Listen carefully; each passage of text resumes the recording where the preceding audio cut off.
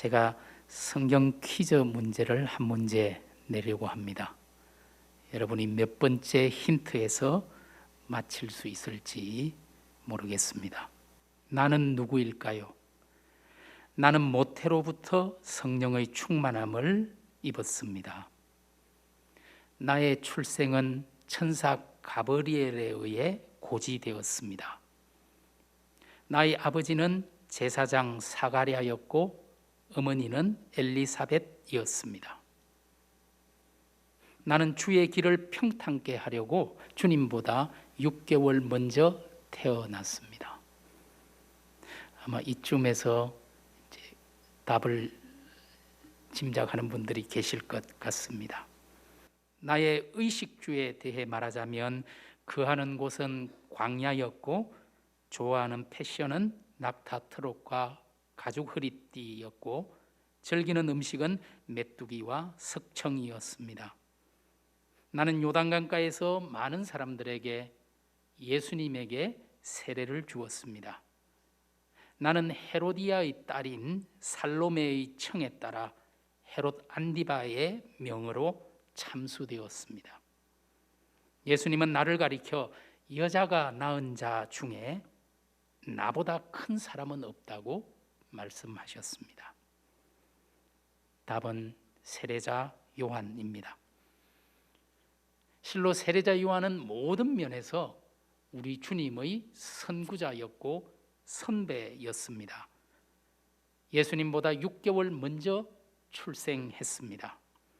세례 요한이라는 그의 이름에서 알 수 있듯이 세례도 그의 트레이드 마크였습니다. 예수님조차도 그에게 세례를 받았습니다. 교회의 성례 가운데 하나이고 또 교회라고 볼 수 있는 표지 중에 하나인 세례가 바로 그 사람으로부터 출발했던 것입니다. 메시지도 마찬가지지요. 예수님께서 마가복음에 의하면 예수님이 했던 최초의 선포, 때가 찼고 하나님 나라가 가까이 왔으니 회개하고 복음을 믿으라. 이 예수님의 선포도 가만히 보면 어디서 듣던 이야기입니다. 바로 세례자 요한의 회개하라, 천국이 가까이 왔느니라 라는 이 선언의 카피이지요. 예수님이 자주 사용하셨던 독사의 자식들아, 바리새인과 서기관들을 향해서 책망할 때 썼던 이 예수님의 독설조차도 바로 세례 요한의 이야기입니다. 모든 면에서 우리 주님은 세례자 요한을 따라가는 듯합니다. 우리 예수님께서 빌라도 앞에서 보여주었던 그 당당한 모습도 어쩌면 세례자 요한이 먼저 헤롯 안디바 앞에서 헤롯을 향해서 당신의 권력으로 당신 동생 헤롯 빌립의 아내를 취한 것이 옳지 않다고 책망했던 그 세례 요한의 의연한 모습에서 배운 것이 아닐까 생각합니다. 죽음에서도 세례 요한은 예수님보다 먼저 순교하였습니다. 만일 이 시대에 특허권이나 지적재산권이라는 것이 있었다면 예수님은 세례 요한에게 많은 비용을 지불해야 할지도 모르겠습니다. 가만히 귀를 기울여 들어보시기 바랍니다. 메뚜기를 먹고 낙타 트롯을 입고 광야에서 외치는 요한의 목소리를 말입니다. 회개하라, 천국이 가까이 왔느니라. 너희는 주의 길을 예비하라, 그의 길을 평탄케 하라. 독사의 자식들아, 회개에 합당한 열매를 맺고 속으로 아브라함이 우리 조상이라고 생각하지 말라. 나는 물로 세례를 주거니와 그분은 성령으로 세례를 베푸시리라. 그 요한의 목소리들이 우리 귓가에 쟁쟁 울리는 것 같지 않습니까? 여러분 눈을 감고 머릿속에 떠올려 보시기 바랍니다. 빈들에서 요단강가에서 궁궐에서 칠흑같이 어두운 현실을 뚫고 의로운 진리의 소리를 바라며 외롭게 뚜벅뚜벅 혼자 그 길을 걸어갔던 사나이를 말입니다. 제가 아마 당시에 살았더라면 저는 분명히 세례 요한의 극렬 팬이 되었을 것입니다. 오늘 우리가 읽은 요한복음 3장의 본문은 세례자 요한의 특별한 한 단면을 우리에게 보여주고 있습니다. 어느 날 세례 요한의 제자들이 세례 요한에게 찾아와서 흥분하면서 말하기 시작합니다. 특별히 26절에 보시면 선생님 지금 말도 안 되는 일이 일어나고 있습니다. 선생님께서 예전에 세례를 주었던 예수라는 그 사람이 여기서 별로 멀지도 않은 요단강가에서 세례를 주고 있습니다. 그런데 우리에게 세례를 받으러 오는 사람보다 그 사람에게 세례를 받은 사람이 더 많이 몰려가고 있으니 이게 도대체 말이나 될 소리입니까? 이게 어떻게 된 일입니까? 굉장히 흥분한 목소리이지요. 우리 개역 성경에는 분명히 나타나 있지 않지만 그리스 원어 성경이나 영어 성경을 보시면 26절에 보십시오, behold라는 단어가 들어 있습니다. 우리말 성경 가운데서도 세번역 성경이나 표준 세번역 성경에는 보십시오, 선생님 보십시오, 어떻게 이런 일이 일어날 수 있습니까? 제자들의 감정 상태를 나타내는 단어가 포함되어 있습니다. 어찌 보면 예수님은 세례자 요한의 특허와도 같았던 세례를 마음껏 자기 마음대로 주고 있는 것이죠. 그뿐만이 아닙니다. 세례 요한의 제자들조차도 예수의 제자로 점차 옮기고 있는 것을 발견하게 됩니다. 예수님의 첫 번째 제자였던 안드레는 사실상 세례 요한의 제자였습니다. 오늘 복음서를 쓰고 있는 사도 요한도 처음에 세례자 요한의 제자였던 것으로 보입니다. 멀지 않은 곳에서 교인들이 점차 옮겨가고 제자들이 옮겨가고 세례를 베푸는 주님을 보고 세례자 요한의 제자들은 열불이 났습니다. 그래서 보십시오, 어떻게 이럴 수가 있습니까? 라고 말하고 있는 것이죠. 그런데 세례 요한의 대답은 너무나 예상을 뒤엎는 반응입니다. 특별히 오늘 본문 30절에 보시면은 그는 흥하여야 하겠고 나는 쇠하여야 하리라. 어떻게 이렇게 말할 수가 있는 것입니까? 참으로 의외가 아닐 수 없습니다.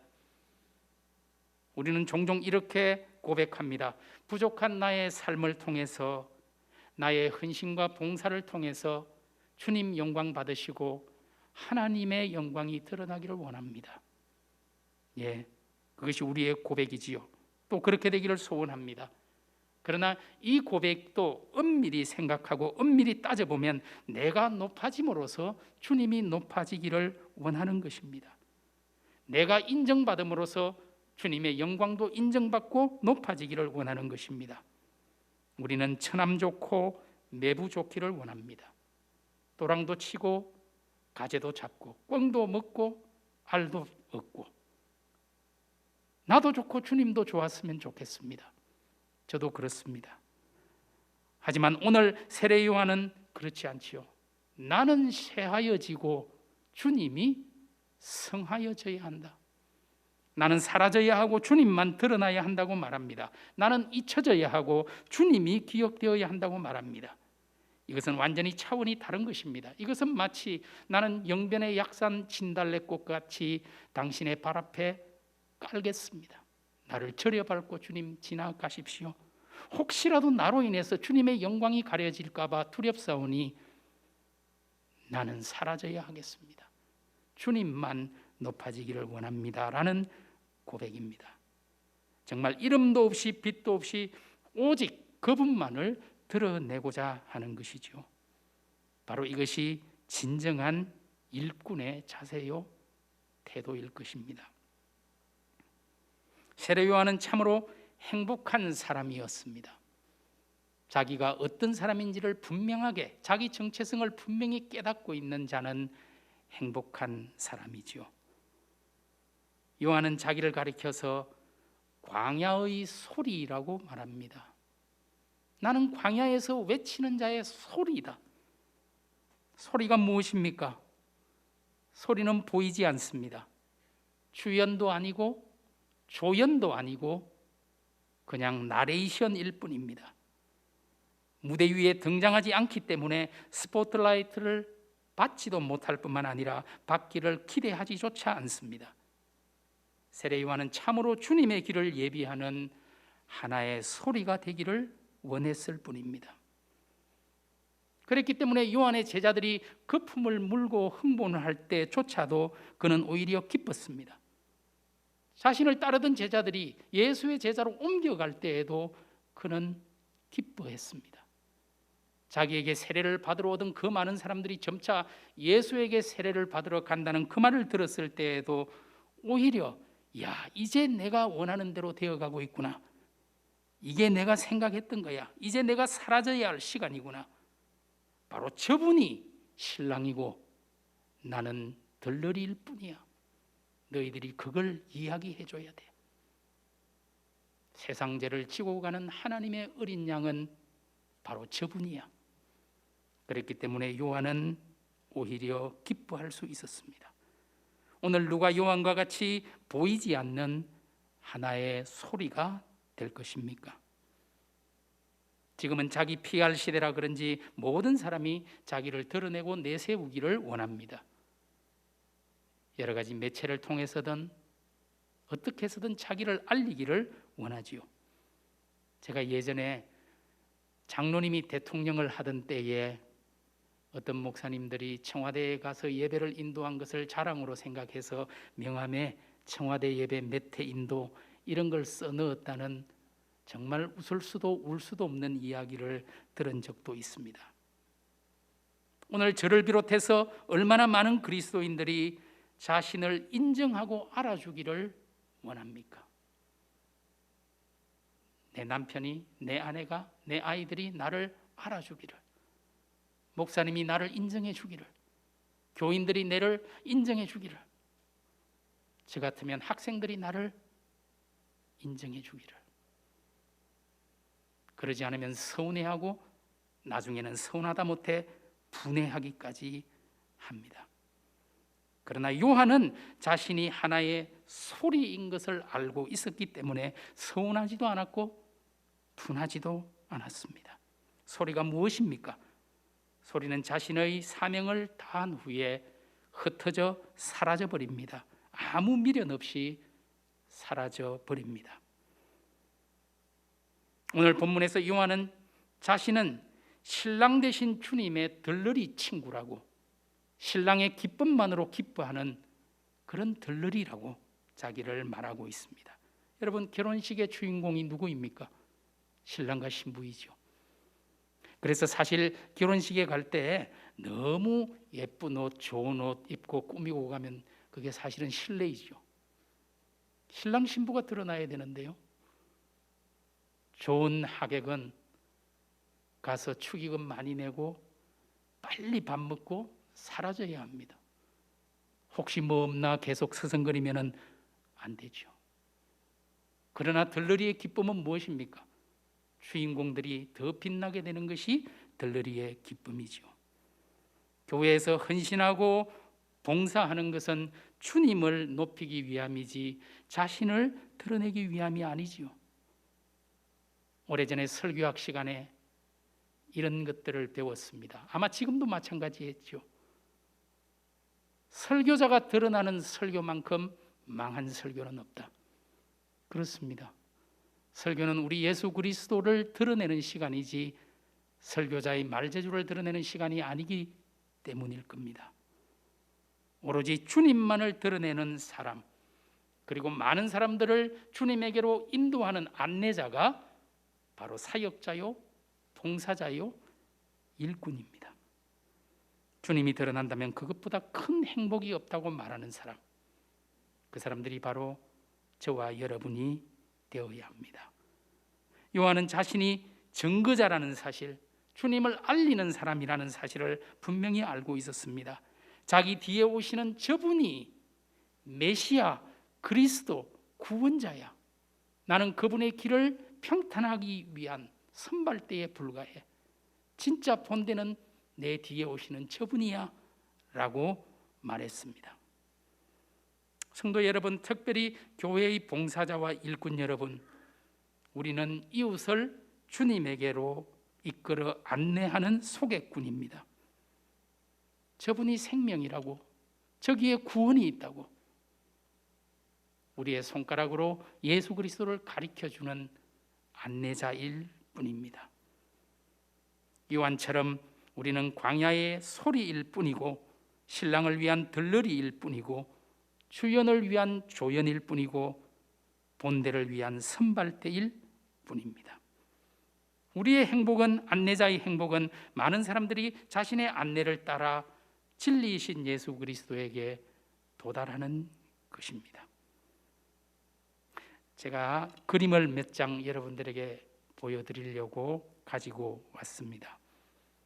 먼저 그린에 발트라는 사람이 그린 십자가형이라는 그림입니다. 그림을 한번 보여주시겠습니까? 이 그림은 지금부터 한 500년 전 1512년경에 제작된, 그려진 그림입니다. 이 그림은 이젠하임에 있는 수도원의 재단하로 그려졌습니다. 하지만 지금은 프랑스 꼴마르에 있는 운트린덴 박물관에 보관되어 있습니다.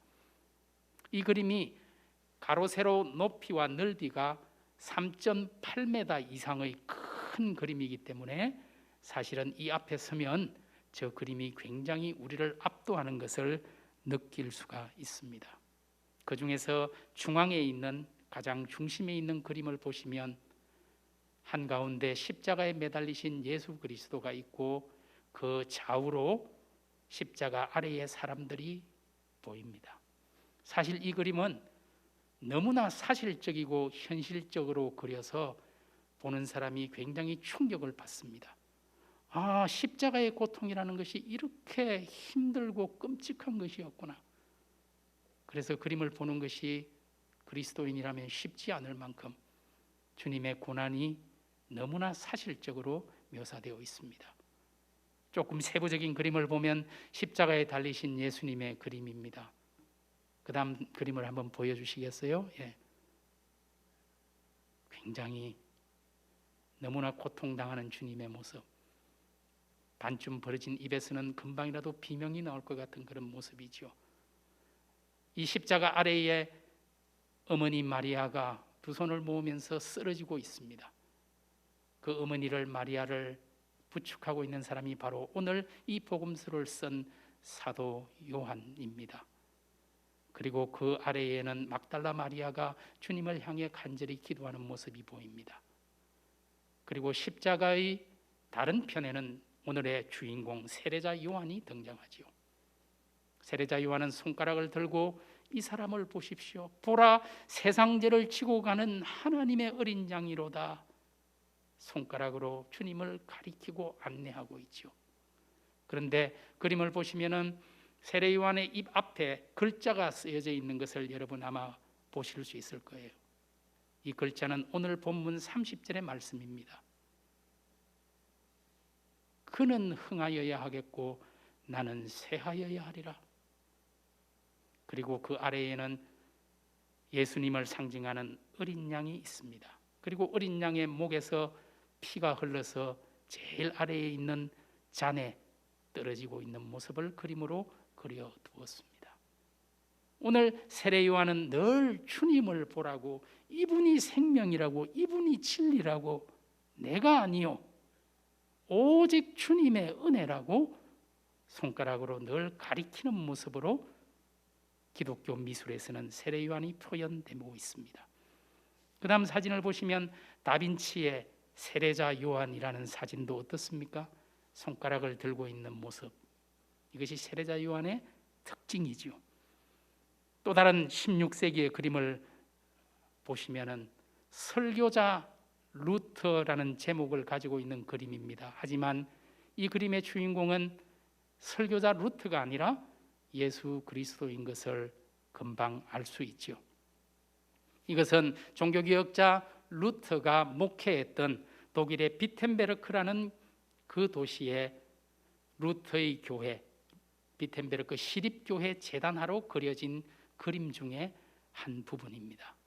루카스 크라나우라는 독일의 미술가가 500여 년 전에 이 루터의 핵심적 신학이 무엇인지를 이렇게 그림으로 표현해 놓았습니다. 설교자 루트가 설교를 하면서 손가락으로 주님을 가리키고 있죠. 이 사람입니다. 이분이 우리의 생명이고 우리의 길이고 진리입니다. 이분을 믿고 구원받으십시오. 많은 사람들이, 청중들이 예수 그리스도를 보고 있죠. 청중들 속에는 루터의 아내가 있고 빨간 옷을 입은 아이가 루터의 큰아들 한스 루터입니다. 루터의 동료들, 그리고 제일 앞에 흰 수염이 있는 이분이 바로 이 그림을 그린 루카스 크라나의 화가 자신입니다. 나도 이 복음의 공동체에 있다고 자신을 그려둔 것입니다. 이 그림은 설교가 무엇인지, 예배가 무엇인지를 분명히 보여주고 있죠. 우리 눈앞에 예수 그리스도의 십자가가 드러나도록 하는 것이 말씀 선포요 예배입니다. 오늘 우리의 역할이 바로 손가락으로 주님을 가리키는 안내인이 되어야 한다는 사실을 분명히 보여주고 있지요. 우리 가르침과 봉사와 삶의 중심은 십자가에 달리신 그리스도여야 합니다. 우리는 그저 주님을 가리키는 손가락일 뿐입니다. 마치 요한이 주님을 가리키면서 세상죄를 지고 가는 하나님의 어린 양이로다 증언한 것처럼 우리는 모든 이에게 이 십자가에 달리신 예수 그리스도가 우리의 구원이라고 가리켜야 할 것입니다. 세례 요한은 참으로 달을 가리키는 손가락의 행복을 아는 사람이었습니다. 손가락의 사명은 사람들이 달을 보도록, 태양을 보도록 하는 것입니다. 그런데 사람들이 그 물체를 보지 않고 손가락을 본다면 얼마나 우스운 일이 되겠습니까? 오늘 저와 여러분도 주님을 가리키는 손가락으로 살아가는 것입니다. 많은 사람들이 그분을 바라볼 수 있도록 가리키고 안내하는 행복한 안내자들이 되면 좋겠습니다. 오늘 누가 예수 그리스도를 가리키는 손가락이 될 것입니까? 누가 가족을, 이웃을 주님께로 인도하는 행복한 안내자가 될 것입니까? 지금 여러분들은 교회를 섬길 장로님을 선택하기 위한 과정에 있습니다. 내가 아니라 주님만 드러내는 봉사자들이 세워지기를 원합니다. 우리 기쁜 소식 교회 일꾼들은 언제나 내가 한 것이 아니요 오직 주님의 은혜입니다 고백하는 진정한 사역자들이기를 원합니다. 또 지금 청빙 중인 담임 목사님도 자신의 역량과 재주가 아니라 주님만 드러내고 높일 수 있는 겸손한 종을 모실 수 있기를 원합니다. 동양의 고전 중에 노자가 쓴 도덕경에 공성이 불거라는 말이 있습니다. 공성, 공을 이루라. 이 그러나 불거, 거기에 머물지는 말아라 라는 의미입니다. 자신의 역할을 훌륭히 다하고 깨끗이 떠나는 사람이 영원히 아름답게 기억되는 것처럼 최선을 다해 주님을 위해, 교회를 위해 공을 이루십시오. 헌신하여 많은 열매를 맺으십시오. 그러나 거기에 머물지는 마십시오. 내가 이루었다고 말하지 마십시오. 누가복음에 나오는 종의 고백처럼 우리는 무익한 종입니다. 우리가 마땅히 하여야 할 일을 한 것뿐입니다. 이렇게 고백할 수 있는 저와 여러분이 될 수 있기를 원합니다. 우리가 아무리 노력했고 심었고 물을 주었다고 할지라도 자라나게 하시는 이는 하나님뿐입니다. 우리는 그분의 심부름꾼이고 그분이 부리는 사역자일 뿐입니다. 세례 요한은 자신이 누구인지 분명하게 알았던 사람이었습니다. 그는 참으로 겸손한 광야의 소리였고 주님을 가리키는 손가락이었습니다. 그는 자신을 낮추고 낮추어 감히 주님의 신발끈을 풀기에도 모자란 사람이라고 고백했습니다. 그러나 주님은 여자가 낳은 사람 중에 세례 요한보다 큰 사람은 없다라고 말했습니다. 이 얼마나 엄청난 칭찬입니까? 과연 저와 여러분이 또 우리 교회가 주님으로부터 이런 칭찬을 들을 수 있을까요? 그렇게 되기를 원합니다. 여러분도 모든 사람을 주님에게로 인도하는 행복한 안내자가 되십시오. 손가락의 행복만으로 감사하는 복된 증인이 되기를 주님의 이름으로 축복합니다. 기도드리겠습니다.